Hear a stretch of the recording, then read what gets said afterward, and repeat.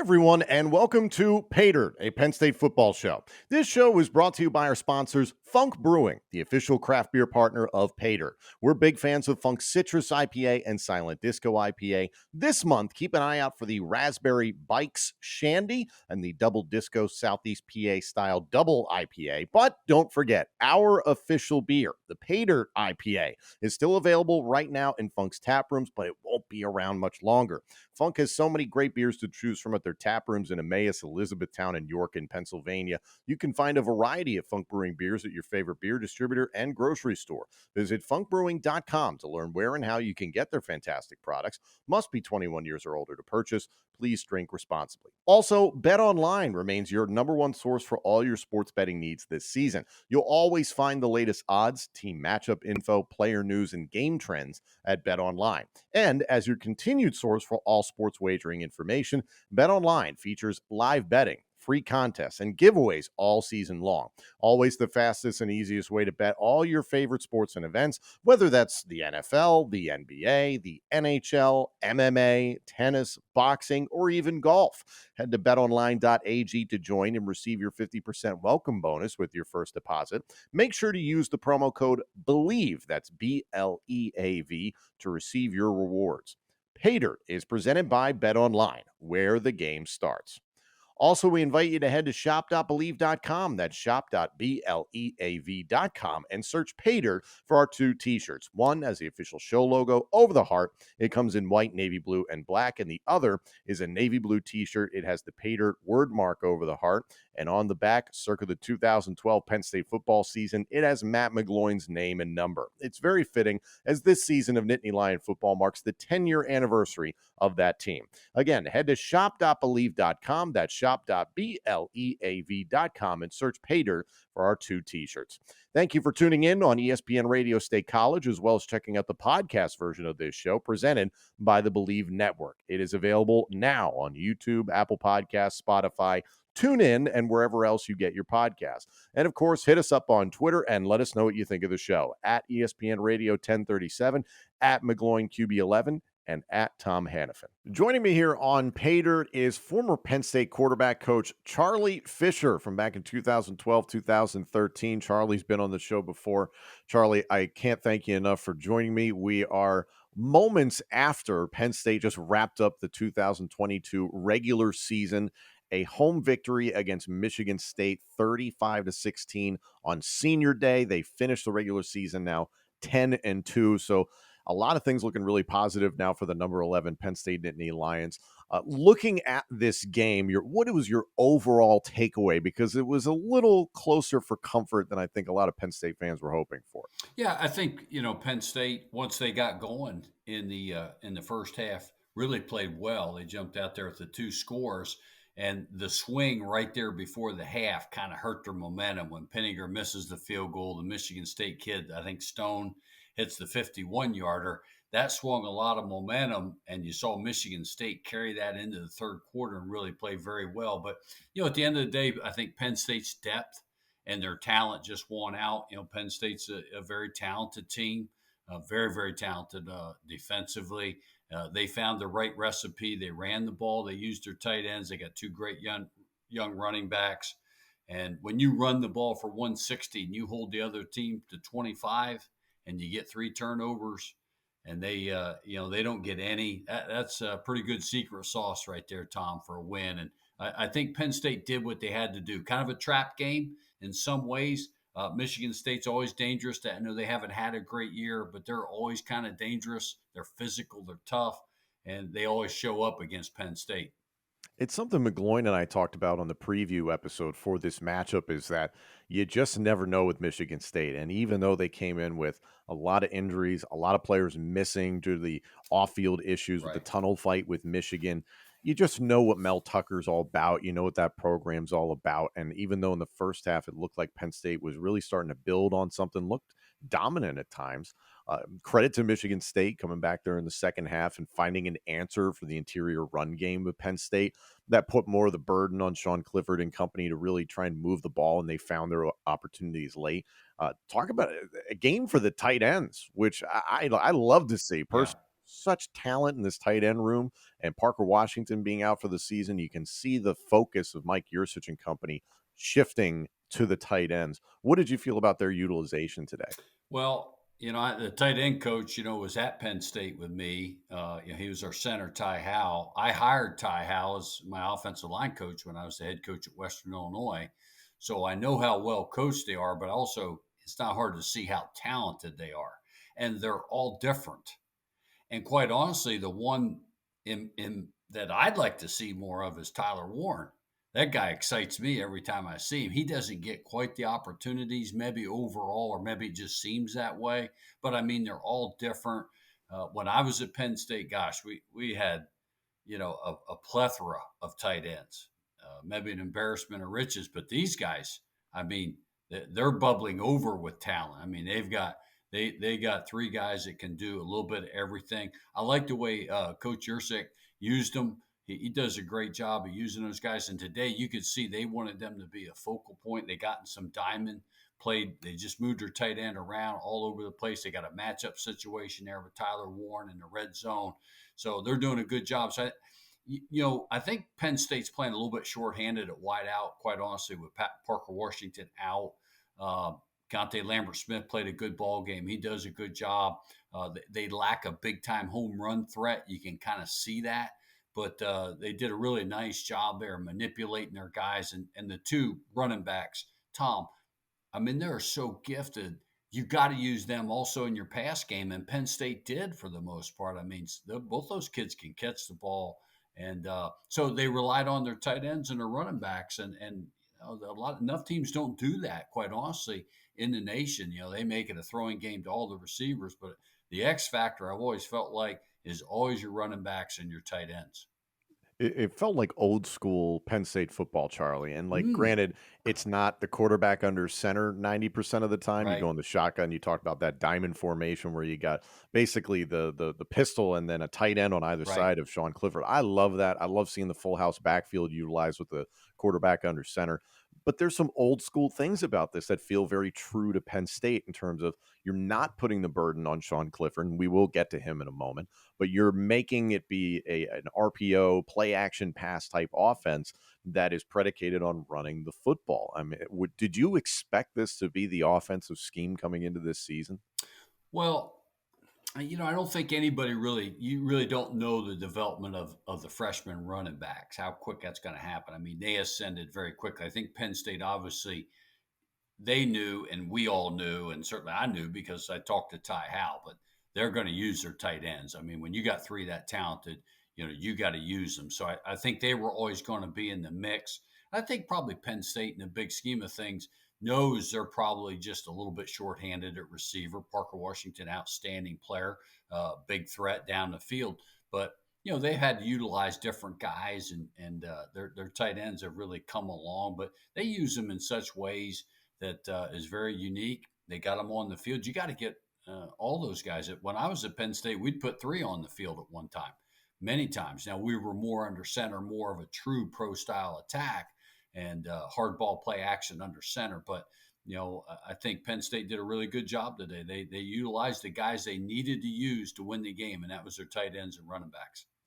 And coming back to Sean Clifford, this was finally his senior day. He's played at a few of them now, but Right. the 6-year senior playing in his last game as a Nittany Lion at home at Beaver Stadium. We will see him in a bowl game, obviously, and we'll get to the bowl projections here in a moment. But looking back on Sean Clifford, my opinion, Charlie, Sean Clifford is the most polarizing player to have ever played for the Nittany Lions.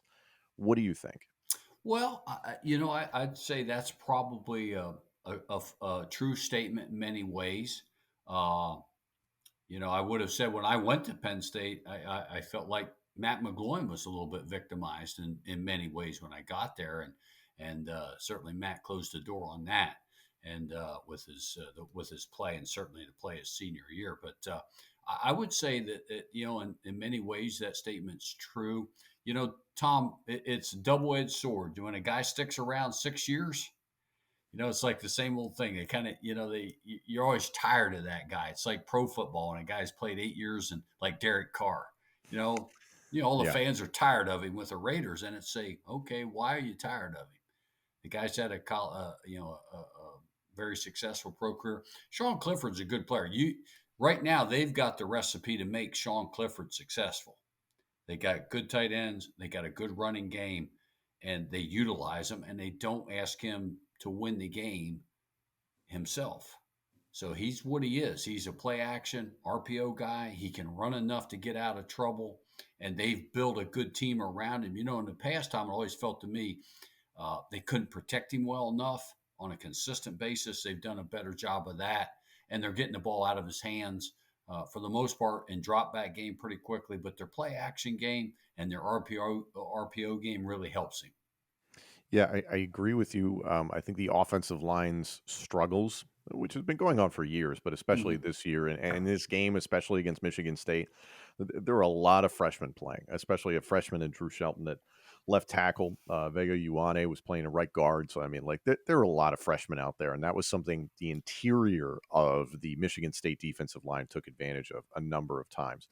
I really wanted to get your opinion on Sean because obviously, as a quarterback coach, you can really get in the weeds with this in terms of I've heard the phrase that you just said. He is what he is.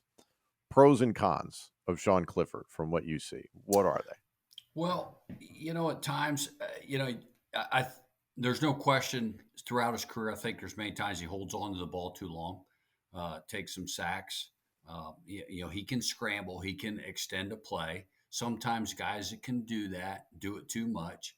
I never like to see a guy go out of the back of the pocket. That was one of the things we always talked about. Man, don't go out of the back of the pocket. Climb the pocket. Insert the pocket.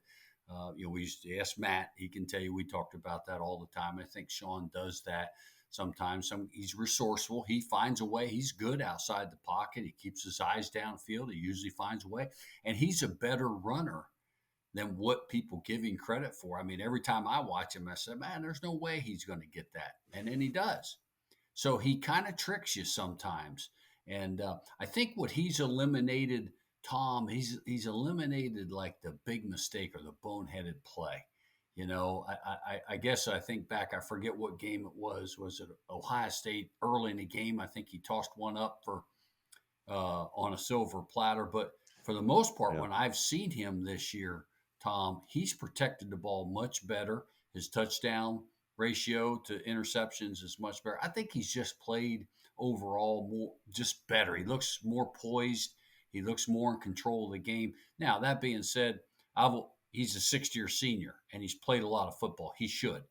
If you're the Penn State offensive coaches and Mike Yursich, you got to feel like when you go into the game, this kid's in command of what they're doing. I mean, he's been there for a long time, and I think his play is reflective of that. I thought he played a good, solid game today. Didn't make any mistakes. He really threw the ball away when he had to, used his legs when he had to, and found his receivers at key moments. The correlation you made between McGloin's experiences and what Clifford has gone through, obviously, there's similarities and there aren't all at the same time. Obviously, the fallout from the Sandusky scandal completely changed the Penn State football program, especially in those years that you were there and working with Matt McGloin. And he was a big reason why 2011 and 2012 were so special to Penn State football fans. But you know what it's like to be with a quarterback who is being clamored for. Matt was clamored for a while as the backup quarterback, Right. and then gets in there, and not everybody's in love with him, and it takes a minute, whatever. And Sean Clifford dealt with that, and now he's been dealing with it even worse because 5-star freshman Right. quarterback Drew Aller is there. You've been in that room with McGloin or other quarterbacks. How week to week do you keep a guy's psyche together like Sean Clifford has probably had to have those conversations with Yursich, Sure. Franklin, etc.? You just stay in his corner, Tom. I mean, he's got to know that you got 100% belief in him. You got 100% truth, trust in him. I've always felt like, and I think one of the things that was unique about my relationship to Matt is we were joined at the hip. Coach O'Brien was heavily involved with the quarterbacks. It wasn't just me, but Matt and I had a different relationship maybe than his relationship to Billy in some ways. And you just develop a bond. And the best quarterback coaches, just like coaches anywhere, but I think it's even heightened more so with the quarterback position. Is you just got to be a great communicator with your guy, and you kind of got to have that. Um, there's just a wavelength that is you guys you're on the same page with the guy. It's hard to explain. It's like a quarterback and receiver, but you're just on the same wavelength, and he trusts you, you trust him, you're going to play through his mistakes, and you just you build that. And I think Matt would be the first to tell you, in 2012, his senior season, it just kept building, and his confidence kept building, and he kept getting better in the system, and we kind of grew together. And I think that Sean, you're kind of seeing that right now. I think Sean Clifford's at a really good year, and I think people need to lay off of him a little bit. I mean, I've always said that. I mean, as a coach, I'm going to protect my guy. If he's my guy, I'm going to protect him, and I'm never afraid to say that. And I think back, Tom, the one thing that Bill O'Brien did in 2012, I remember this just like it was yesterday. I think it was early June, and Billy stood in front of the team, and he said, "Matt McGloin's our quarterback." And I think James Franklin has done that. I mean, they've come out. They didn't make a move to Drew Aller. Hmm. They didn't do that. They didn't tell Sean Clifford, "Hey, hit the road, man. We don't want you back for your sixth year." I mean, I think they knew they needed him back, but they understand more than anybody who he is. When you're in the room with him every day and you're on the practice field, they understand him. You get a feel for a guy, and I tip my hat to Sean Clifford. He's had a really good career, and people probably don't give him enough credit, Tom, for quite honestly for what he's done. They say, "Well, he's a sixth-year guy. He should throw for 10,000 yards." Well, no, it doesn't work that way. It's not that easy. Matt would be the first guy to tell you. It takes a lot of work. It takes a lot of effort in your preparation, and just going out there and playing good football against good teams. So we closed the book on the Clifford era, at least at Beaver Stadium. There, as I mentioned, there will be a bowl game. I do want to flip things in terms of you're talking about what the offense did for Penn State and then the defense of Penn State. I really love what Manny Diaz has done this season for the Nittany Lions. Ooh. I think as a defensive coordinator, he's been excellent. You naturally have had to go up against plenty of defensive coordinators for years and years. What Mhm. do you think of the job he did this year, and are you hopeful that he stays on the staff? Oh, he's done a great job. I mean, I've coached against Manny. I know guys have coached with him over the years. I've seen his work on video from being in the same league with him. And the one thing about Coach Diaz, man, that I really like, he's full throttle, man. He's not going to back down. He's going to come get you. He's going to force the issue. My whole thing, Tom, when I was a head coach, the two times I always said I'm going to hire a coordinator that's going to is going to force the issue, however they do it. And sometimes guys get a little blitz happy, but that's who Manny Diaz is. That's his identity. That's who he wants his defense to be. And you could see now Michigan State made some plays there in the third quarter. I thought Peyton Thorne did a good job under pressure, but no question it took its toll on Michigan State as the game went on. They were having a harder and harder time. And when you got some of the guys he's got, that young linebacker group, Tom, wow. I'm telling you, now you're looking at some guys there that look like some of the linebackers they've had at Penn State over the years, man. I'll tell you. And Abdul Carter, he's Micah Parsons waiting to happen. LeVar Arrington, I mean, he's got all the tools. I would, But don't sleep on those other guys now. They're yeah. they're they're talented too. Charlie, when you make a comparison like that, you're not alone. I would go as far as to call Abdul Carter baby Parsons or baby Yep. Micah. Is that too much too early for Abdul Carter to be comparing him Well, to Parsons and Arrington? no, it's not physically, because he's got closing speed, and you can see he's got some football instincts. Now, the key for a guy like him, when you coach a guy that has great success early on, he's got all the physical tools, he's got all that component. How does he grow mentally? And just watching and what you hear about this young man, I wouldn't foresee any complacency or, "Hey, I've arrived." They say he's a great worker, he prepares. As long as he keeps that in his toolbox, he's got the physical tools. He's played probably above the expectation of what you would think as a true freshman.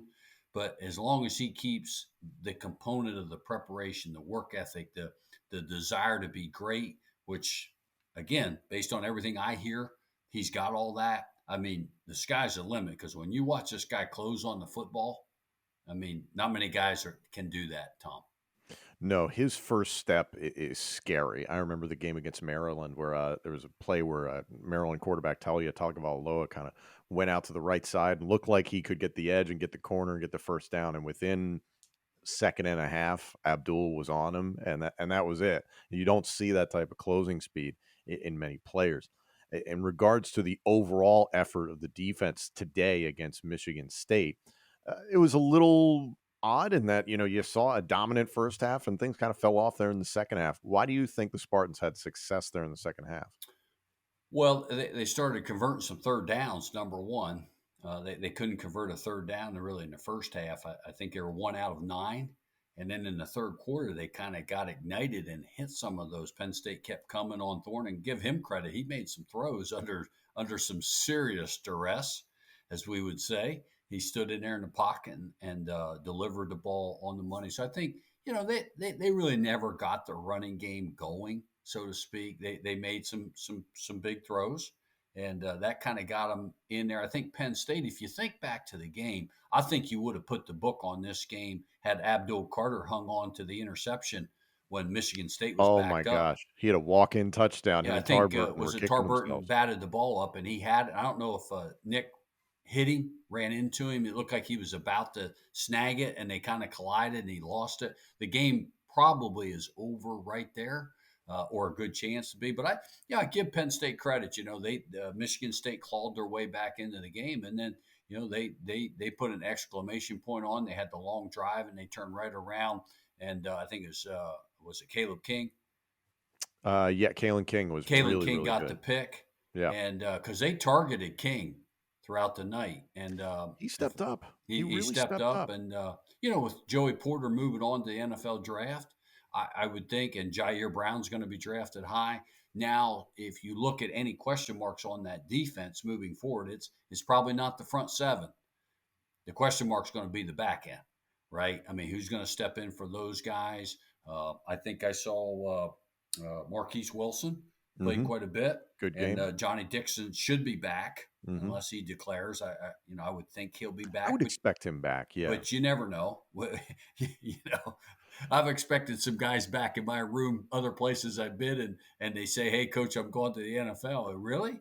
Oh yeah, Derek Tangelo last season, defensive tackle. I was he's got okay. Yeah. Went undrafted. Things happen. That I that's want to say, son, secondary. sit down here and let me give you an idea how hard it is to make it in that league. And to the credit of Joey Porter Jr., he played a few series early Right. on. He'd been suffering from appendicitis, and that was Right. only announced like within the last like 3 weeks. So for him to come back and want to play, Mm-hmm. it speaks to the significance of him wanting to be on the field at Beaver Stadium, potentially one last time. By many, he's suspected to be a Yeah. first round pick if he declares for this year's NFL Yeah. draft. Who knows if he's going to Yeah. be on the team when a bowl gets Right. projected and, Right. and picked and all that. That would be something. Are you looking for undeniably good hair and beard care? Then Maestro's Classic is perfect for you. Maestro's has beard washes, beard oils, beard butters, plus hair gels and pomades. It's one brand for every man. Visit maestrosclassic.com. That's Maestros classic.com and use our promo code PAYDIRT15 PAYDIRT15 at checkout for 15% off your order. Maestro's Classic, crafting a better you. Are you a fan of rivalries? Are you a fan of smack talk? Do you like to stand out from the crowd at tailgates? If so, head over to Smack Apparel and check out what their team is geared up for this football season. Their Let There Be White tee is the perfect gear for those famous whiteout games at Beaver Stadium. Or get straight to the point with the worst tee for all the Ohio State haters out there. Smack Apparel makes the gear that'll have everyone asking where you got it. They have the must-have tees for all your teams, including pro football, baseball, basketball. Every fan is covered. Head over to their website, smackapparel.com, and use the promo code PAYDIRT at checkout for 10% off. Again, that's smackapparel.com, promo code PAYDIRT at checkout. Why wear boring when you can wear smack? to see Tom, Kalen you're King. probably being highly optimistic with that word potentially, I but just like to leave it vague because you just never I'll know. go with that. Yeah. But Kalen King, you pointed him out, and he got picked on a lot, not nearly as much as Johnny Dixon did. And Kalen King stepped up. He He nearly did. had 3 picks, something like that. And he's so young. He's I, so young. It was very encouraging. the Uh, thing I liked about Kalen King, he kept competing. yes. I mean, he didn't back down. Now he kept playing, and he got his reward at the end when he got the pick. And then Penn State turned it right into a big, they went double post and hit the touchdown down the middle to Lambert Smith there to really put the game away, and probably made a lot of guys that had money on Penn State happy because the spread I think was 18 and a half, and they closed it out at 19. So all the guys that had money on the Nits were happy. Hey, it's Black Friday weekend. You got to take advantage, right? Charlie, talking about this defense, I think the pass rush developed far more than anybody expected them to this season. I believe coming into the Michigan State game, it had been reported that 16 individual players for Penn State had recorded a sack, which is Right, just astronomical. I remember coming into this season that there were probably a dozen guys along this defensive line, especially, that all had hype potential. You'd heard them right. talked about for a number of years. Some guys were coming off of injury like Adisa Isaac, et cetera. And to see so many guys contribute has been fantastic. But you're going to lose an anchor like PJ Mustafer. Right. How do you feel about what the defensive line did today and then going forward, looking ahead to 2023? I thought their D line, did a nice job. I mean, I think the one thing when you play pressure defense, that really enhances those guys and their development as a pass rusher. Because number one, you're sitting in there and as coaches, you're emphasizing the ability to get to the passer. So those guys know, listen, Coach Diaz is going to put me in position to get singled up. And I can get, let's be real about it. Defensive linemen, they live for sacks. That's their deal. That's their calling card. That's what they want. They like TFLs and all that.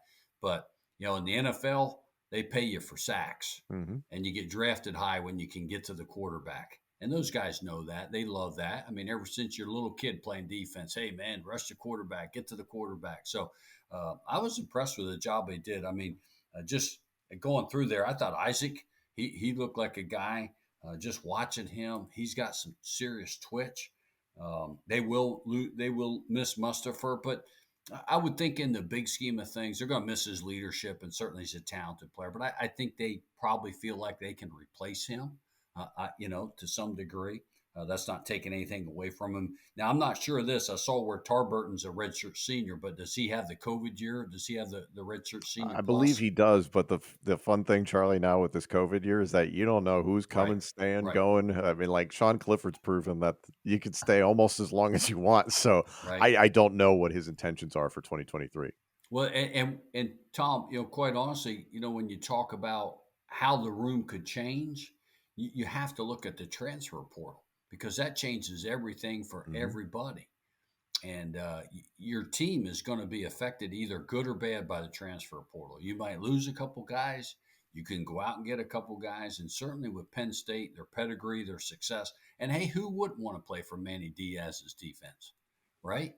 I mean, so if a kid hits the portal, let's call it what it is. He's a free agent. He can go wherever he wants. He's going to pick the place that allows him to be most successful, where he has a chance to continue to play at the next level. So with what Manny's done, his background, his success as a defensive coordinator, guys are going to want to play for him. So James Franklin, he's going to look at his roster. You always say you got to recruit your team first. Who's coming back? And the way the rules are now, you have the window after I believe it is after they pick the Final Four. You have the 45-day window. So they're going to go through their team. They're going to find out who's coming back. But then I don't think Penn State's got a lot of holes, but where they do have a hole and where they need experience, I would think they'd probably want another tackle. I would think they may want a safety and maybe a terrific pass rusher up front. And they don't have a lot of holes. They sure enough don't need a linebacker. Because No, they seem really comfortable at linebacker, which is I don't think coming into the season, a lot of people would have necessarily thought that right. there was the promise of Abdul Carter, but to see what he turned into. And turning things, I talked about how there was a lot of hype around this defensive line and what they could be. Now, looking into 2023, the offensive line Yeah, seems to have potential. It's a lot of youth. It's a lot of hype. It's a lot of guys that have gotten some playing time this year, which you're interested in. But you're going to get Landon Tangwall back from injury next season. Hunter Norzad is returning. You know that, the transfer from Cornell. Drew Shelton's gotten some valuable time to get in there and play. It's not all been right. sunshine and roses. Vega Ioane is going to be there. Sal Warmley is going to be back. This seems promising for the offensive line. And then let's not forget, Drew Aller allegedly is going to be the guy in Right. 2023. You have Singleton, you have Allen, Keandre Lambert Smith, these tight ends, and hopefully Saunders, Ivy, Evans, somebody steps up at wide receiver. What do you feel about the Penn State offense heading into 2023? Well, you hit the nail on the head. I mean, they're going to have to make sure the offensive line got a young quarterback, tremendously gifted. We've seen glimpses of that, but I will say this: I've always said this with the quarterback position specifically. Until they start games, you don't ever know. It's different coming in a game as opposed to starting a game. And I think Drew Aller's a really gifted player. A little bit I've seen of him because he hasn't really played all that much. Mm-hmm. But when you see him, he's big, he's strong, he's got a great arm, he's got all those gifts. Obviously he's at Penn State for a reason. Reminds me a little bit of a young Christian Hackenberg in some ways. Got that kind of big arm, big presence in the pocket. So, how do you help a young quarterback? And specifically, when you look at Penn State, I mean, they've got to feel like with what they got coming back, hey, we got a great chance here. Ohio State's going to lose Stroud, right? Michigan's going to lose a number of guys. I mean, they're going to have a chance to make a big move and get over the hump against these two teams. Because let's get real, that's what it's all. When I was there, that's what it all comes down to. Hey, everybody likes to beat Purdue and Illinois and all that, but they want to beat. You got to beat the top two. Have to. You have to. That's the measuring stick. So the offensive line, if that solidifies itself, I would think they go out and maybe look for a transfer portal offensive lineman to help solidify that, to put the best group you can around Aller. They got the running game, and the way you help a young quarterback is to run the ball the way they have this year. All right, they've got to get a home run threat. I think you got to have a guy that can stretch it over the top.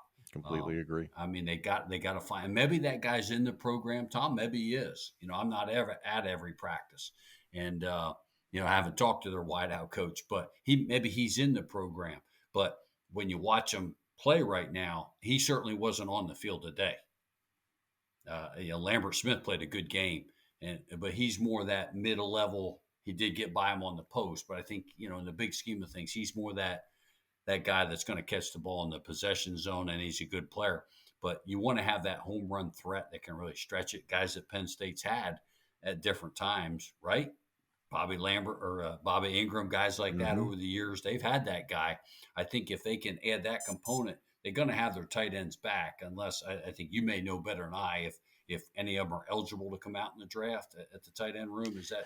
I think they're all roughly the same age. I'm not great about knowing what grade everybody's in. I want to say maybe Strange or something like that could be eligible, but it wouldn't shock me if all three were back next season. I believe all three are. I think you're expected to right, be because when back. I see it here on my list, I got Strange as a redshirt junior, so he would Yeah, be eligible to come eligible, out. but I think it would probably be in his best interest to be back. Not to say that he doesn't have a ton of ability. I love what he's done as a blocker. He's Yeah, really come on in that way. He can be a reliable pass catcher. It's not yeah, necessarily a burner, some freak athlete like a Mike Gesicki, but yeah, he is a big body who can move. So yeah, I think all three of those guys coming back next season. And now that Yursich is fixated on like, yeah, okay, I've got these tight ends I can utilize. right. Let's get crazy with it. Yeah, Maybe that's a yeah. good thing. And Coach Yersey, it takes a little bit of time to kind of. I know he's been there a couple of years, but to really kind of get comfortable is not the word, but like when you're around those guys, you can see how the offense is developed because Yeah. he's gaining tons of trust in those guys, and he's seeing what they can do, and you can see how they're game planning. They're looking for matchups with those guys all the time, and I think the guy that is going to throw the top off of it before his career's over is Tyler Warren. I think he is a gifted player, and I know he doesn't appear to get as many balls thrown to him, but you saw his ability right there in the end zone Hmm. on the matchup there when they pump the screen. He Hmm. slips down the sideline and makes a great play. So Strange could come out because he fits what the NFL wants. Absolutely. He fits that. I mean, he's an inline guy that can block. He can catch it enough. He can stretch you enough. So depending on how his NFL grade comes back, I'm sure he can apply and see what that looks like. He's probably a 50-50 guy. But the other two will be back, and I think once Warren gets, as he continues to get opportunities, I think you're going to be Ty Howell's going to be squealing and not wanting that guy to go. You know, Well, remember Warren was a high school quarterback there for yes, a while. Last season, you saw him a lot in the Wildcat and a little bit this year. So I think it's just been trying to find the right home for him yep, to some degree. And I agree with you. Strange 50-50 could yep, go, could stay. yep. I completely agree. And they got Uh, Theo Johnson back. He's a talented. I know Khalil Dinkins has played a little bit. yes. And then they've got two young guys coming in, right? And I know the young man from Massachusetts. They rave about him, Hmm. uh, that his talent. So tight Penn State's tight end room has always been its tradition, right? I mean, it always It's has been. I mean, it's been stellar under James Franklin, especially. it's been very good with James, and I know we were there. Jesse James ended up, obviously getting to the league, but we had some other guys too, with Brenneman, what was a really good player, Matt Lehman. So we had some guys, but this room of tight ends that Penn State's got now, from a standpoint of three guys that can do the things that they can do, I don't know that Penn State's ever had that. Three guys that talented, big talented guys that are going to play in the NFL. Oh yeah, the cup runneth over. Yeah, that's a To good way to wind put it. to wind down here, one thing everybody is now thinking about is what bowl game is Penn State going to wind up in, and it can be a kind of a crapshoot this time of year, Charlie. And we were Yeah, talking about it a little bit. Ohio State loses to Michigan in a rather demoralizing fashion there in the second half, and especially that fourth quarter. So yep, I think that's really interesting. I'm curious to see where Ohio State lands now following this loss, how big that is. Clemson went down, Oregon went down. You've got the conference championship games that still have to happen this coming weekend. But in terms of bowl projections, it's hard to pick what game Penn State will wind up in. A right, yeah. New Year's Six game feels inevitable. Is there a specific opponent that you would like to see Penn State play, or a number of opponents that you think would be right for them? Well, I think first of all, I think Ohio State is going to get bounced out of the top four. That's my opinion. I don't think they showed up well enough at home to swing the committee to keep them in the top four. Now, what's working in their favor just a little bit is the fact that Oregon lost and they got bounced. What's LSU? LSU is going to have a hard time. You know, when you look at through next week, they're going to have a hard time not getting three losses, Yeah. and they're 17-10 right now with Texas A&M behind. So they're fighting for their life on the road, and then they got to turn around and play Georgia next week.